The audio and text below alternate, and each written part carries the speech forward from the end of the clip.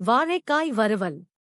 இந்த சுவையான உணவை எளிதாக எப்படி தயாரிப்பது என்று பார்ப்போம்.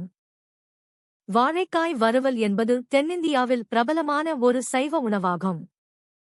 இந்த உணவிற்கு தேவையான பொருட்கள்: பச்சை வாழைக்காய், வாழைக்காய், இஞ்சி பூண்டு விழுது, மஞ்சள் தூள், சிவப்பு மிளகாய் தூள், தனியா தூள், சீரகத்தூள், கரம் மசாலா, அரிசி மாவு, உப்பு, எண்ணெய். படி 1. பச்சை வாழைகளை தோலுரித்து மெல்லிய துண்டுகளாக கிட்டத்தட்ட 1/4 அங்குல தடிமனில் நறுக்கவும். நிறம் மாறுவதைத் தடுக்க உடனடியாக அவற்றை நீரில் மூழ்க வைக்கவும். படி 2.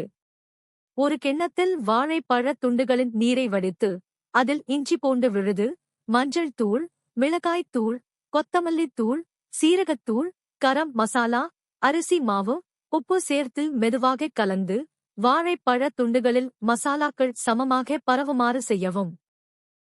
படி 3. ஒரு வாணலி அல்லது தோசைக்கல்லை மிதமான தீயில் சூடாக்கவும். எண்ணெய் சூடானதும் ஒரு அடுக்கில் மசாலா தடவிய வாழைக்காய் துண்டுகளைச் சேர்க்கவும். வாணலியை அதிகமாக நிரப்ப வேண்டாம். படி 4. நடுத்தர தீயில் வாழைக்காய் துண்டுகளை ஒவ்வொரு பக்கமும் 5 முதல் 7 வரை நிமிடங்கள் பொன்னிறமாகும் வரை வறுக்கவும். கூடுதல் சுவைக்காக கடைசியில் கறிவேப்பிலையை எண்ணெயில் சேர்க்கவும். படி 5. வறுத்த வாழைப்பழத் துண்டுகளை கடாயிலிருந்து எடுத்து அதிகப்படியான எண்ணெய் வடிய காகித துண்டுகளில் வைக்கவும். படி 6.